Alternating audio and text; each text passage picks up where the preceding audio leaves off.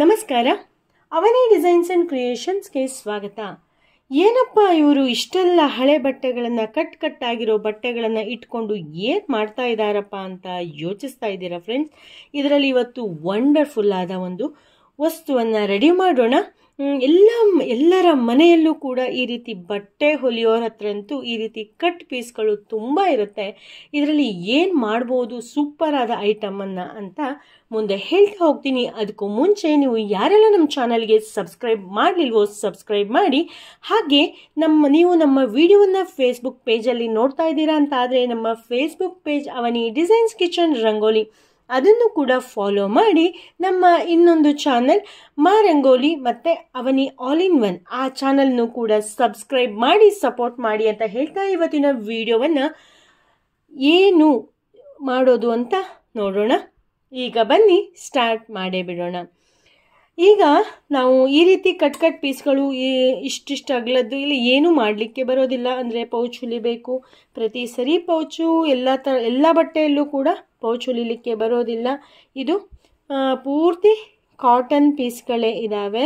ನಾನು ಸ್ಯಾರಿ ಪೌಚು ಹೊಲಿದು ಏನೋ ಸಣ್ಣ ಪುಟ್ಟ ಡ್ರೆಸ್ಗಳನ್ನು ಹೊಲಿದು ಉಳಿದಿರೋ ಅಂಥ ಎಲ್ಲ ಬಟ್ಟೆಗಳು ಒಂದು ಕರ್ಚೀಪಿನಷ್ಟು ಅಗಲದ್ದು ಎಲ್ಲ ಇದೆ ಬಟ್ಟೆ.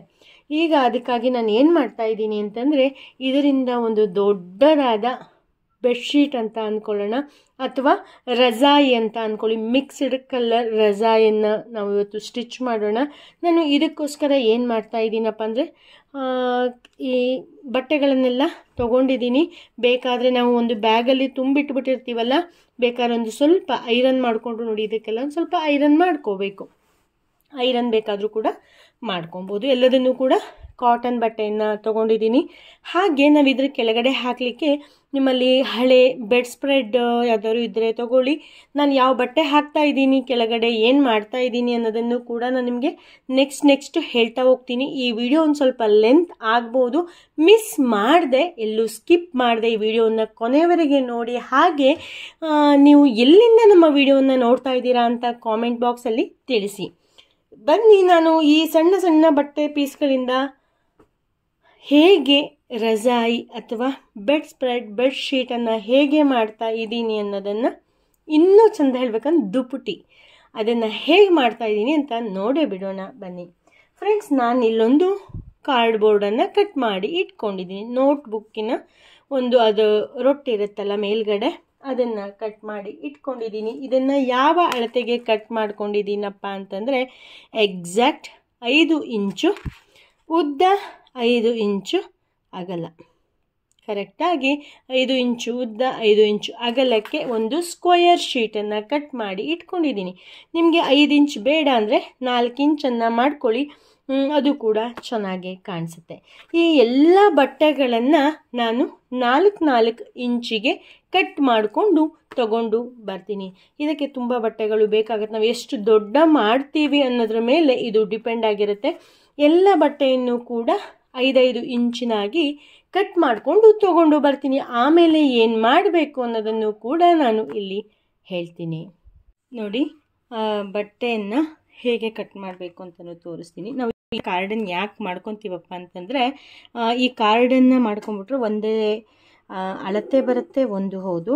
ಇನ್ನೊಂದು ಏನಪ್ಪ ಅಂದರೆ ಒಂದೇ ಸರಿಗೆ ಪಟಪಟವಂತ ಒಂದು ಸತಿ ಮಾರ್ಕ್ ಮಾಡಿಕೊಂಡು ಕಟ್ ಮಾಡ್ಕೊಬೋದು. ಇಲ್ಲ ಟೇಪಲ್ಲಿ ಹಾಕ್ಕೊತ ಹೋದರೆ ಲೇಟ್ ಆಗಿಬಿಡುತ್ತೆ. ಅದಕ್ಕಾಗಿ ನಮಗೆ ಟೈಮ್ ಸೇವಿಗೂ ಕೂಡ ಆಗುತ್ತೆ, ಕೊನೆಗೆ ನೀಟಾಗೂ ಬರುತ್ತೆ. ಎಲ್ಲೂ ಕೂಡ ಅಳತೆ ವ್ಯತ್ಯಾಸ ಆಯಿತು, ಒಂದು ಪೀಸ್ ಒಂಚೂರು ಸಣ್ಣ ಬಂತು, ಆ ರೀತಿ ಏನೂ ಕೂಡ ಇರೋದಿಲ್ಲ. ನೋಡಿ, ಇಲ್ಲಿ ಇದಿಷ್ಟು ಬಟ್ಟೆನೂ ಕೂಡ ಇಲ್ಲಿ ಕೆಳಗಡೆನೂ ಅಷ್ಟೇ ಬಟ್ಟೆ ಕಡಿಮೆ ಆಗುತ್ತೆ. ಸೊ ನಮ್ಗೆ ಇದರಲ್ಲಿ ಬಂದಿರೋದು 3 ಪೀಸು. ಈಗೇನು ಇದಿಷ್ಟು ಬಟ್ಟೆಯನ್ನು ಏನು ಮಾಡೋದಪ್ಪ ಅಂತಂದರೆ, ನೀವು ಬೇಕಾದ್ರೆ ಕೊನೆಯಲ್ಲಿ ಪೈಪಿಂಗನ್ನು ಕೊಟ್ಕೊಳ್ಳಿಕ್ಕೆ ಯೂಸ್ ಮಾಡ್ಕೊಬೋದು. ಇಲ್ಲ ಅಂತಂದರೆ ನೆಕ್ಸ್ಟ್ ಬೇರೆ ಏನಾದ್ರು ಸ್ಟಿಚ್ ಮಾಡಬೇಕಾದ್ರೆ ಅದಕ್ಕೆ ಬೇಕಾಗಿರೋವಂಥ ಅಳತೆಯಲ್ಲೇ ಇದ್ದರೆ ಅದನ್ನು ಯೂಸ್ ಮಾಡ್ಕೊಬೋದು. ಇದೇ ರೀತಿ ಎಲ್ಲ ಪೀಸ್ಗಳನ್ನು ಕೂಡ ರೆಡಿ ಮಾಡ್ಕೊಬೇಕು. ಈಸಿಯಾಗಿ ಮಾಡ್ಕೊಳ್ಳುವಂಥ ಒಂದು ಬ್ಲ್ಯಾಂಕೆಟ್ ಅಂತಲೂ ಕೂಡ ಹೇಳ್ಬೋದು. ತುಂಬ ಚೆನ್ನಾಗಾಗುತ್ತೆ, ಯೂಸ್ಫುಲ್ಲಾಗೂ ಇರುತ್ತೆ. ಸುಮ್ಮನೆ ಬಟ್ಟೆ ಸಣ್ಣ ಸಣ್ಣ ಬಟ್ಟೆ ಇದೆ ಅದರೊಳಗೆ ಏನಪ್ಪ ಮಾಡೋದು, ಸುಮ್ಮನೆ ಚೀಲ ತುಂಬಿಡೋದು, ಎಷ್ಟು ದಿಂಬು ಮಾಡೋದು ಅಂತೆಲ್ಲ ಅನಿಸಿದ್ರೆ ಈ ರೀತಿ ಇದನ್ನು ಮಾಡ್ಕೊಬೋದು, ತುಂಬ ಚೆನ್ನಾಗಾಗತ್ತೆ. ನಾನು ಇದೇ ರೀತಿಯಾಗಿ ಒಂದಷ್ಟು ಬಟ್ಟೆಗಳನ್ನೆಲ್ಲ ಕಟ್ ಮಾಡಿ ರೆಡಿ ಮಾಡಿ ಇಟ್ಕೊಂಡಿದ್ದೀನಿ. ನೋಡಿ, ಇಷ್ಟು ಬಟ್ಟೆಗಳನ್ನು ರೆಡಿ ಮಾಡಿ ಇಟ್ಕೊಂಡಿದ್ದೀನಿ. ಈಗ ನಾವೇನು ಮಾಡಬೇಕಪ್ಪ ಅಂತಂದರೆ ಯಾವ್ಯಾವ್ದಾದ್ರು ಹೀಗೆ ಬಟ್ಟೆಯನ್ನು ಮ್ಯಾಚಿಂಗ್ ಮಾಡಿಕೊಂಡು ಜಸ್ಟು ಹೀಗೆ ಉದ್ದಕ್ಕೆ ಸ್ಟಿಚ್ ಮಾಡ್ಕೊತ ಬರೋಣ. ಎಷ್ಟು ಅಗಲ ಬೇಕು, ಎಷ್ಟು ಪೀಸನ್ನು ಮಾಡಬೇಕು ಅನ್ನೋದನ್ನು ನಾನು ಹೇಳ್ತೀನಿ, ಯಾವ ಅಳತೆಯಲ್ಲಿ ಹೊಲಿತಾ ಇದ್ದೀನಿ ಅಂತ. ಜಸ್ಟ್ ನಾನೀಗ ಒಂದು 5 ಪೀಸ್ ಅಂತ ಅಂದ್ಕೊಳ್ಳಿ. ಒಟ್ಟು ಹೀಗೆ ಜಾಯಿಂಟ್ ಮಾಡ್ಕೊತ ಬರಬೇಕು. ಲಾಸ್ಟಿಗೆ ನಾವು ಬೇಕಾದ್ರೆ ಕಟ್ ಮಾಡ್ಕೊಳ್ಳಿಕ್ಕಾದ್ರೂ ಬರುತ್ತೆ. ಹೀಗೆ ಇಟ್ಕೊಂಡು ಬೇರೆ ಬೇರೆ ಪೀಸು ನಿಮಗೆ ಯಾವ್ಯಾವ ಪೀಸ್ ಬೇಕು ಅಂತ ಅನಿಸುತ್ತೋ ಆ ಪೀಸನ್ನು ಇಟ್ಟು ಹೀಗೆ ಸ್ಟಿಚ್ ಮಾಡ್ಕೊತ ಬರಬೇಕು. ಆವಾಗ ಚೆನ್ನಾಗಿ ಕಾಣಿಸುತ್ತೆ. ನಾವು ಡೈರೆಕ್ಟಾಗಿ ಯಾವ ಬಟ್ಟೆ ಕೆಳಗಡೆ ಹಾಕ್ತೀವಲ್ಲ ಅದಕ್ಕೇ ಮಾಡ್ಕೊಳ್ಳೋಣ. ಇಲ್ಲ ನಾವು ಈ ರೀತಿ ಬಟ್ಟೆಯಲ್ಲಿ ಮಾಡೋದಿಲ್ಲ ಅಂತ ಆದರೆ ನಾವು ನಾರ್ಮಲ್ ಸೀರೆ ಇರುತ್ತಲ್ಲ, ಸೀರೆಗೂ ಕೂಡ ಸ್ಟಿಚ್ ಮಾಡ್ಕೊಬೋದು. ನಾನು ಯಾವುದ್ರಲ್ಲಿ ಮಾಡ್ತಿದ್ದೀನಿ ಅನ್ನೋದನ್ನು ತೋರಿಸ್ತೀನಿ ನಿಮಗೆ. ಫ್ರೆಂಡ್ಸ್, ನಾನು ಕೆಳಗಡೆ ಬೇಸಿಗಾಗಿ ಇಲ್ಲಿ ಒಂದು ಬೆಡ್ ಸ್ಪ್ರೆಡ್ಡನ್ನು ತೊಗೊಂಡಿದ್ದೀನಿ. ಇದು 110 ಇಂಚು ಉದ್ದ, ಹಾಗೆ 91 ಇಂಚು ಅಗಲ, ಇಷ್ಟು ಇದೆ, ಈ ಅಳತೆ ಇದೆ. ಬಟ್ ಏನಾಗಿದೆ ಅಂತಂದರೆ ಸ್ವಲ್ಪ ಕಲರ್ ಫೇಡ್ ಆಗಿದೆ, ಯಾರಿಗೂ ಕೂಡ ಹಾಕಲಿಕ್ಕೆ ಬರ್ತಿರ್ಲಿಲ್ಲ, ನಾವು ಹಾಕ್ಕೊಳ್ಳಿಕ್ಕೂ ಅಷ್ಟು ಚೆನ್ನಾಗಿ ಅನ್ನಿಸ್ತಿರ್ಲಿಲ್ಲ. ಅದಕ್ಕಾಗಿ ಏನು ಮಾಡ್ತಾಯಿದ್ದೀನಿ, ಇದನ್ನು ರೀಯೂಸ್ ಮಾಡ್ತಾಯಿದ್ದೀನಿ. ಸುಮ್ಮನೆ ಈ ಚೆನ್ನಾಗಿರೋ ಅಂದರೆ ಗಟ್ಮುಟ್ಟಾಗಿ ಇರೋವಂಥ ಬೆಡ್ ಸ್ಪ್ರೆಡ್ಡು ಸುಮ್ಮನೆ ಎಸಿಲಿಕ್ಕಾಗಲಿ ಕೊನೆಗೆ ಏನೋ ಒರೆಸ್ಲಿಕ್ಕಾಗಲಿ ಅಷ್ಟು ಚೆನ್ನಾಗಿ ಅಂದರೆ ಅಷ್ಟು ವೇಸ್ಟ್ ಮಾಡಲಿಕ್ಕೆ ಮನಸ್ಸಾಗಲ್ಲ. ಅದು ಈ ರೀತಿ ಬೆಡ್ ಸ್ಪ್ರೆಡ್ಗಳು ನಿಮ್ಮ ಮನೆಯಲ್ಲೂ ಇದ್ದರೆ ಈ ರೀತಿಯಾಗಿ ನೀವು ಯೂಸ್ ಮಾಡ್ಕೊಬೋದು. ನೋಡಿ, ನಾನೀಗ ಅದಕ್ಕಾಗಿ ಬೆಡ್ ಸ್ಪ್ರೆಡನ್ನು ತೆಗೆದು ಅಳತೆಯನ್ನು ಮಾಡ್ಕೊಂಬಿಟ್ಟೆ. ನಮಗೆ ಈಗ ಎಷ್ಟೆಷ್ಟು ಪೀಸು ನಾವು ಜಾಯಿಂಟ್ ಮಾಡ್ಕೊಬೇಕು ಅನ್ನೋದು ನಮಗೀಗ ಒಂದು ಅಂದಾಜು ಸಿಗುತ್ತೆ. ಈಗ ಇಷ್ಟು ಪೀಸ್ಗಳು ಸಾಕಾಗೋದಿಲ್ಲ, ಇನ್ನೂ ಒಂದಷ್ಟು ಪೀಸ್ಗಳನ್ನು ಕಟ್ ಮಾಡಿಕೊಂಡು ಹೀಗೆ ಜಾಯಿಂಟ್ ಮಾಡಿಕೊಂಡು ತಗೊಂಡು ಬರ್ತೀನಿ. ಜಾಯಿಂಟ್ ಮಾಡೋದು ಹೇಗೆ ಅನ್ನೋದನ್ನು ತೋರಿಸ್ತೀನಿ ಇನ್ನೊಂದ್ಸರಿ. ಎಲ್ಲದನ್ನು ಕಟ್ ಮಾಡಿಕೊಂಡು ತಗೊಂಡು ಬರ್ತೀನಿ. ಈಗ ನೋಡಿ, ಎಲ್ಲ ಬಟ್ಟೆನೂ ಕೂಡ ಕಟ್ ಮಾಡ್ಕೊಂಡು ಆಯಿತು. ನಾವೀಗ ಏನು ಆರ್ಡರ್ ಪ್ರಕಾರ ಅಂತ ಏನು ಬೇಡ, ಹೀಗೆ ಬಟ್ಟೆಯನ್ನು ಇಲ್ಲೊಂದು ಸ್ಟಿಚ್ ಹಾಕೊಳ್ಳೋಣ, ಹಾಗೆ ಹೀಗೆ ಇಟ್ಕೊಂಡು ಇನ್ನೊಂದು ಬಟ್ಟೆಯನ್ನು ಸ್ಟಿಚ್ ಹಾಕ್ಕೊಬೇಕು. ಹೀಗೆ ನಮಗೆ 90 ಇಂಚ್ ಆಗೋವರೆಗೂ ಕೂಡ ನಾವು ಹಿಂಗೆ ಉದ್ದಕ್ಕೆ ಮಾಡ್ಕೊಂಡು ತಗೋಣ. ಅದು 110 ಇದೆ, ಮತ್ತು ಒಂದು ಸೈಡು 90 ಇದೆ. ನಾವೀಗ 90 ಆಗೋವರೆಗೂ ಕೂಡ ಹೀಗೆ ಅಡ್ಡ ಜೋಡಿಸ್ಕೊಂಡು ಹೋಗೋಣ. ನಾನು ಒಂದು ಜೋಡಿಸಿದ್ದೀನಿ, ತೋರಿಸ್ತೀನಿ. ಇಲ್ಲಿ ನೋಡಿ, ಯಾವುದನ್ನು ಕೂಡ ಆರ್ಡರ್ ಪ್ರಕಾರ ಏನು ಜೋಡಿಸಿಲ್ಲ, ಎಲ್ಲ ಬಟ್ಟೆಯನ್ನು ಸುಮ್ಮನೆ ಜಾಯಿನ್ ಮಾಡ್ಕೊತ ಹೋಗಿದ್ದೀನಿ. ಇದೇ ರೀತಿಯಾಗಿ 90 ಇಂಚು ಹೀಗೆ ಇಷ್ಟಿಷ್ಟು ಈ ರೀತಿಯಾದ ಉದ್ದುದ್ದ ಬಟ್ಟೆಯನ್ನು ನಾವೀಗ ರೆಡಿ ಮಾಡ್ಕೊಳ್ಳೋಣ. ಆಮೇಲೆ ಏನು ಮಾಡಬೇಕು, ಹೇಗೆ ಆ ಬೆಡ್ ಸ್ಪ್ರೆಡ್ಡಿಗೆ ನಾವು ಜಾಯಿನ್ ಮಾಡಬೇಕು ಅನ್ನೋದನ್ನು ನಾನು ತೋರಿಸ್ತೀನಿ. ಮತ್ತೆ ನೋಡಿ, ಒಂದಷ್ಟು ಬಟ್ಟೆಗಳನ್ನೆಲ್ಲ ಕಟ್ ಮಾಡಿಕೊಂಡು ಈ ರೀತಿಯಾಗಿ ಒಂದೊಂದಾಗಿ ಜಾಯಿಂಟ್ ಮಾಡಿಕೊಂಡು ತಂದಿದ್ದೀನಿ. ಹೀಗೆ ಒಂದು ಸರಿ ಸ್ಟಿಚ್ ಆದಮೇಲೆ ಒಂದು ಸರಿ ಇಲ್ಲಿ ಬೇಕಾದರೆ ಹೀಗೆ ಇಲ್ಲಿ ಹೊಲಿದಿರೋದಿರುತ್ತಲ್ಲ, ತುಂಬ ದಪ್ಪ ಇದೆ ಅಂತ ಆದರೆ ಒಂದು ಸರಿ ಐರನ್ ಮಾಡ್ಕೊಳ್ಳಿ. ಇದೇನಷ್ಟು ದಪ್ಪ ಇಲ್ಲ, ಬಟ್ ಎಲ್ಲದೂ ಕೂಡ ಪ್ಯೂರ್ ಕಾಟನ್ ಬಟ್ಟೆ ಆಗಿದ್ದರಿಂದ ತುಂಬ ಚೆನ್ನಾಗಾಗುತ್ತೆ. ಹೀಗೆ ಉದ್ದಕ್ಕೆ ನಾನೇನು ಅದೇ ಬಟ್ಟೆ ಬೇಕು ಇದೇ ಬಟ್ಟೆ ಬೇಕು ಅಂತ ಏನು ಇದು ಮಾಡಲಿಲ್ಲ. ಏನಕ್ಕೆ ಎಲ್ಲ ಪೀಸ್ಗಳು ಎಲ್ಲದಕ್ಕೂ ಹಾಕಿ ಹೊಲಿಯೋ ಅಷ್ಟೇನು ಇರೋದಿಲ್ಲ. ಕೆಲವೊಂದು ಕಡಿಮೆ ಇದೆ, ಕೆಲವೊಂದು ಸಣ್ಣ ಬಟ್ಟೆಗಳಿತ್ತು, ಅದನ್ನೆಲ್ಲ 5 ಇಂಚಸ್ಸಿಗೆ ಕಟ್ ಮಾಡಿಕೊಂಡು ಈ ರೀತಿಯಾಗಿ ಸ್ಟಿಚ್ ಮಾಡಿ ಇಟ್ಕೊಂಡಿದ್ದೀನಿ. ಇಷ್ಟು ಆದಮೇಲೆ ಏನು ಮಾಡಬೇಕು, ಈ ರೀತಿದು ಒಂದಷ್ಟು ಬಟ್ಟೆಗಳನ್ನು ಹೀಗೆ ಪೀಸನ್ನು ಜಾಯಿಂಟ್ ಮಾಡಿ ಅದು ಎಷ್ಟು ಉದ್ದ ಇದೆಯೋ ಅಷ್ಟನ್ನು ಜಾಯಿಂಟ್ ಮಾಡಿ ಇಟ್ಕೊಂಡಿದ್ದೀನಿ. ಈಗ ನಾನು ಒಂದು ಪೀಸನ್ನು ತಗೋತೀನಿ. ಫಸ್ಟು ನಾವು ಇಲ್ಲಿ ಬೆಡ್ ಸ್ಪ್ರೆಡ್ಡನ್ನು, ಇಲ್ಲಿ ಹಳೆಯ ಬೆಡ್ ಸ್ಪ್ರೆಡ್ ಅಂತ ಹೇಳಿದ್ನಲ್ಲ ಅದನ್ನು ತೊಗೊಂಡಿದ್ದೀನಿ. ಅದನ್ನು ತೊಗೊಂಡು ಏನು ಮಾಡಬೇಕಪ್ಪ ಅಂತ ಅಂದರೆ ಹೀಗೆ ತುದಿಗೆ ಹೀಗೆ ಯಾವುದಾದ್ರೂ ಒಂದು ತುದಿಯನ್ನು ತಗೊಂಡು ಬೆಡ್ ಸ್ಪ್ರೆಡ್ಡಲ್ಲಿ ಹೀಗೆ ಇಟ್ಕೊಂಡು ಜಸ್ಟ್ ತುದಿವರೆಗೂ ಸ್ಟಿಚ್ ಮಾಡ್ಕೊಬೇಕು. ಆ ನಂತರ ಏನು ಮಾಡಬೇಕು, ನೆಕ್ಸ್ಟು ಈಗ ಇನ್ನೊಂದು ಪೀಸನ್ನು ತಗೋಬೇಕು. ಇನ್ನೊಂದು ಪೀಸ್ ತಗೊಂಡಾದಮೇಲೆ ಅದನ್ನು ಹೀಗೆ ಅದರ ತುದಿಯನ್ನು ಹೀಗೆ ಉಲ್ಟಾ ಹೀಗೆ ಇಟ್ಕೊಂಡು ಹೀಗೆ ಸ್ಟಿಚ್ ಮಾಡ್ಕೊಬೇಕು ಫಸ್ಟು. ಆ ನಂತರ ಅದನ್ನ ಹೀಗೆ ಫೋಲ್ಡ್ ಮಾಡಿ ಇಲ್ಲೊಂದು ಸ್ಟಿಚ್ಚು ಮಾಡ್ಕೊಬೇಕು. ಫಸ್ಟ್ ನಾನು ಈಗ ಇದನ್ನೊಂದು ಸ್ಟಿಚ್ ಮಾಡ್ಕೊಂಬರ್ತೀನಿ. ಸ್ಟಿಚ್ ಆದಮೇಲೆ ಇದನ್ನು ಹೇಗಿಟ್ಟು ಜಾಯಿನ್ ಮಾಡಬೇಕು, ನೆಕ್ಸ್ಟ್ ಪೀಸೆಲ್ಲ ಹೇಗೆ ಜಾಯಿನ್ ಆಗ್ತಾ ಹೋಗುತ್ತೆ ಅನ್ನೋದನ್ನು ತೋರಿಸ್ತೀನಿ. ಫಸ್ಟು ಇದನ್ನು ಸ್ಟಿಚ್ ಮಾಡ್ಕೊಂಡು ತಗೊಂಡು ಬರ್ತೀನಿ. ಈಗ ನಾನು ಸ್ಟಿಚ್ ಮಾಡಲಿಕ್ಕೆ ಸ್ಟಾರ್ಟ್ ಮಾಡ್ತಾಯಿದ್ದೀನಿ. ಈಗ ಏನು ಮಾಡಬೇಕು, ಇಲ್ಲಿ 1 ಇಂಚು ಗ್ಯಾಪನ್ನು ಕೊಟ್ಟು ಹೊಲಿಬೇಕು. ಹಾಗೆ ಇಲ್ಲೊಂದು ಅರ್ಧ ಇಂಚನ್ನು ಗ್ಯಾಪನ್ನು ಕೊಟ್ಟು ಹೊಲಿಬೇಕು. ಯಾಕೆ ಅನ್ನೋದನ್ನು ಫಸ್ಟಿಗೆ ಮಾತ್ರ ಹೀಗೆ, ಯಾಕೆ ಅನ್ನೋದನ್ನು ಆಮೇಲೆ ಹೇಳ್ತೀನಿ. ಈಗ ಇದೇ ರೀತಿಯಾಗಿ ಹೀಗೆ ಇಟ್ಕೊಂಡು ಕೊನೆವರೆಗೂ ಕೂಡ ಸ್ಟಿಚ್ ಮಾಡಿಕೊಂಡು ತಗೊಂಡು ಬರ್ತೀನಿ. ಒಂದು ಲೈನ್ ಪೂರ್ತಿ ಸ್ಟಿಚ್ ಮಾಡ್ಕೊಂಬರ್ತೀನಿ. ಆಮೇಲೆ ಹೇಗೆ ಸ್ಟಿಚ್ ಮಾಡಬೇಕು ಅನ್ನೋದನ್ನು ಕೂಡ ತೋರಿಸ್ತೀನಿ. ನೋಡಿ, ಈಗ ಒಂದು ಸರಿ ಹೀಗೆ ಹೊಲಿದಾಯಿತು. ಈಗ ಏನು ಮಾಡಬೇಕಪ್ಪ ಅಂದರೆ ನೆಕ್ಸ್ಟ್ ಪೀಸನ್ನು ಹೊಲಿಯೋದು ಹೇಗೆ ಅಂತಂದರೆ ಜಸ್ಟು ಹೀಗೆ ಇಟ್ಕೊಬೇಕು. ಹೀಗೆ ಇಟ್ಕೊಂಡು ಇಲ್ಲೊಂದು ಸ್ಟಿಚ್ಚನ್ನು ಹಾಕ್ಕೊಬೇಕು. ಆ ನಂತರ ಅದನ್ನು ಹೀಗೆ ಓಪನ್ ಮಾಡಿ ಮತ್ತೆ ಇಲ್ಲೊಂದು ಸ್ಟಿಚ್ಚನ್ನು ಹಾಕಬೇಕು. ಆವಾಗ ನೀಟಾಗಿ ಬರುತ್ತೆ.